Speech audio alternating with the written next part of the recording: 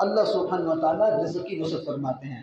پھر ہمارا پانچواں سبب بتایا کہ جس انسان کے پاس اگر اتنا مال ہے تو وہ کیا کرے؟ حج کرے، عمرہ کرے۔ ظاہری طور پہ دیکھیں کہ ہم سبب یہ نظر آتا ہے کہ حج کرنے سے مال لگتا ہے، پیسہ لگتا ہے، اور پیسہ لگا کے انسان یہاں سے جاتا ہے، اور پھر عمرے پہ پیسہ لگتا ہے اور انسان پیسہ لگانے کے لیے تیار نہیں۔ ظاہری سبب تو یہ ہے کہ بھی مال لگتا ہے حج کرنے سے، عمرہ کرنے سے، لیکن اللہ نے اگر اتنی گنجائش دی ہے تو اس چیز کو نہ دیکھے کہ مال ختم ہو جائے گا، اللہ کے راستے کے لیے کیا کر لے؟ حج اور عمرہ کر لے۔ جب حج عمرہ کرے گا تو اللہ فرماتے ہیں میں اس انسان پہ رزق کی تنگی کو ختم کر دوں گا۔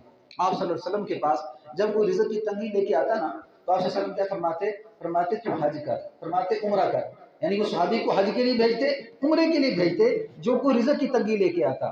لیکن ہمارے یہاں پہ دستور کیا ہے؟ اور جی کھانے کے لیے تو پیسے نہیں، حج عمرہ کیسے کریں؟ یعنی دل اندر ہی سے جو شیطان دل میں محنت پیدا کر رہا ہے نا کہ تیرا کام کمانا ہے، تیرا کام کمانا ہے، کیوں کمائے گا تو کھائے گا، کمائے گا نہیں تو کرے گا کیا؟ دیکھو جب انسان کے اندر جہالت پیدا ہوتی ہے نا تو جہالت پیدا ہونے میں یہ انسان دین سے دور ہوتا ہے۔ اس وقت پوری دنیا میں ذرا آپ نظر دوڑائیں، ہندوؤں کو دیکھ لیں، وہ لوگ جو چائنا کے اندر رہنے والے ان کو دیکھ لیں، چائنا کا فارمولہ وہ کیا کہتے ہیں؟ صرف کام، صرف کام، کام بس کام۔ یعنی ان کا فارمولہ کیا ہے کہ بھئی کام ہی کرنا ہے، کام کے علاوہ اور کوئی راستہ نہیں ہے، کام نہیں کریں گے تو کھائیں گے کہاں سے؟ لیکن الحمدللہ ثم الحمدللہ، اللہ کا شکر ادا کرو کہ الحمدللہ ہمارے گھروں میں ایک مرد کمانے والا 10 کھانے والے ہیں، ایک مرد کمانے والا 10 کھانے والے ہیں۔ یہ کس کی؟ یہ دین کی برکتیں ہیں، یہ نمازوں کی برکتیں ہیں، یہ اسلام کی برکتیں ہیں، یہ محمد رسول اللہ صلی اللہ علیہ وسلم کی برکتیں ہیں، اور یہ وہ برکتیں ہیں کہ جس میں ہم نے اللہ کو پہچان لیا۔ اب یہ دیکھو ہندوؤں نے اللہ کو پہچانا نہیں، ہندوؤں نے اللہ کو پہچانا نہیں، ادھر الہ ہے 360 اور ادھر ایک خدا، اس کو بھی اپنا معبود بنایا، اور جس کو 360 کو بھی سجدہ کر رہے ہیں اور ایک خدا کو بھی کہتے ہیں ہاں خدا تو ہے لیکن یہ 360 ہمیں خدا تک پہنچاتے ہیں۔ اب ان کا کیوں جائے؟ اور یہ کیوں چائنا والے کیا کہنے لگے نہ زمین بھی خود بن گیا، آسمان بھی خود بن گیا، کوئی بنانے والا نہیں، اور یہ تم کہتے ہو کہ موت کے بعد دوبارہ زندہ کیسے اٹھائے جائیں گے؟ ہماری عقل اس کو مانتی نہیں۔ اب یہ کیا؟ یہ گمان پہ چلتے ہیں۔ اب یہ بھی زندگی گزار رہے ہیں، ایک مسلمان بھی زندگی گزار رہا ہے، لیکن الحمدللہ ثم الحمدللہ مسلمان کو یہ سکھایا جاتا ہے بچپن سے۔ ہمارا چھوٹا سا بچہ الحمدللہ بچپن میں ہی سیکھتا ہے لا الہ الا اللہ محمد رسول اللہ، اشہد ان لا الہ الا اللہ اشہد ان محمد عبدہ رسول۔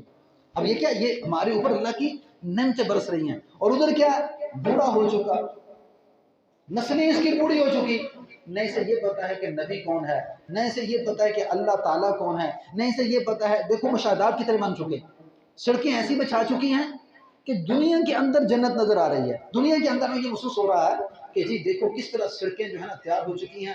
ہم جب ان کی سڑکوں کو دیکھتے ہیں، ان کے محلات کو دیکھتے ہیں تو عقل تنگ رہ جاتی ہے۔ وجہ کیا؟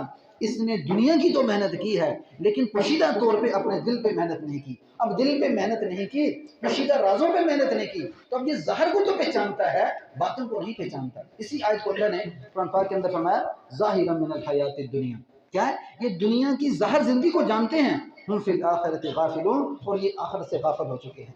فرمایا یعنی چوتھا راستہ میں نے بتایا کہ بھئی تقوی اختیار کرنا، پرہیزگاری اختیار کرنا۔ جو انسان پرہیزگاری اختیار کرتا ہے، حضور صلی اللہ علیہ وسلم کی زندگی کو بناتا ہے، اللہ کے حکم کو پورا کرتا ہے اور غائبانہ اللہ سے ڈرتا ہے۔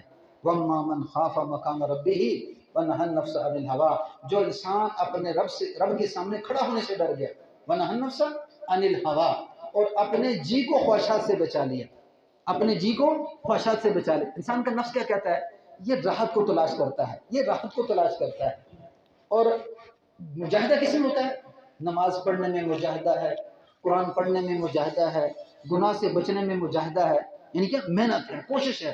تو نفس کیا چاہتا ہے کہ جو تجھے آسان لگے تو اس کو کر لے، پر میں جو آسان لگتا ہے وقتی طور پہ اسے تھوڑی سی لذت محسوس ہوتی ہے، لیکن پھر ہمیشہ کی تکلیف، ہمیشہ کی تکلیف، دنیا میں بھی پھنس جاتا ہے اور موت کے بعد بھی۔ اب یہ جو وقتی راحت ہے، فرمایا دیکھو نماز کا وقت ہوا، نماز کے لیے اس نے اٹھنا ہے، کپڑے پاک صاف پہننے ہیں، اور جو ہے پھر اس کے بعد وضو کرنا ہے۔ اب مشقت ہے کہ نہیں؟ وضو کرے گا، سردیوں میں نماز ہے، اب جناب باہر ٹھنڈا پانی ہے، مشقت ہے، تکلیف ہے، یہ تھوڑی مشقتیں آ رہی ہیں۔ اور پھر اگر نہیں پڑھتا تو تکلیف نہیں ہے، تو نہ پڑھنے کی وجہ سے ظاہری طور پہ تھوڑا سا اسے کیا ہے مل رہا ہے، سہولت ملتی ہے، لیکن یہاں پہ تھوڑی سی مشقت کے اوپر تقوی مل رہا ہے، پرہیزگاری مل رہی ہے، اللہ کا قرب مل رہا ہے، اور اس کے نتیجے میں ایک تو دنیا میں فیصلہ وہ کیا کہ تقوی اختیار کرو گے تو اللہ رزق کی تنگی تمہارے اوپر سے ہٹا دیں گے۔ آج ساری دنیا کس وجہ سے پریشان ہے؟ کس وجہ سے پریشان ہے؟ من اعرض عن ذکری فإن له معیشہ ضنک ونحشر یوم القیامۃ اعما۔ جو انسان میری یاد سے غفلت برتتا ہے، ہم اس کے اوپر سب سے پہلی جو تکلیف ڈالتے ہیں نا، معیشت کو تنگ کر دیتے ہیں۔ من اعرض عن ذکری فإن له معیشہ ضنک ونحشر یوم القیامۃ اعما۔ پھر تم سبب ڈھونڈتے رہو، کبھی ایک طرف جاؤ گے، کبھی دوسری طرف جاؤ گے، یہ سبب اختیار کر لوں تو یہ ہو جائے، یہ سبب اختیار کر لوں تو یہ ہو جائے، لیکن اللہ نے بتایا نہیں، بلکہ تم نے ایک چیز چھوڑی ہے، وہ کیا فرمایا؟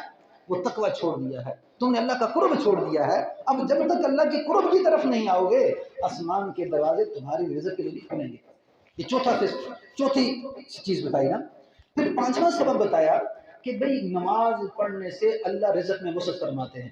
پانچواں طریقہ رزق کی وسعت کا، فرمایا نماز پڑھنے سے اللہ رزق میں وسعت فرماتے ہیں۔ جیسے صحابی آئے نا، تو صحابی کیا کہتے ہیں؟ فرمایا اللہ کے رسول گھر میں بڑے فاقے ہیں، فرمایا اٹھ نماز پڑھ۔ نماز پڑھی، فرمایا اللہ کے رسول نماز پڑھی لیکن گھر میں کچھ نہیں آیا۔ اللہ سبحانہ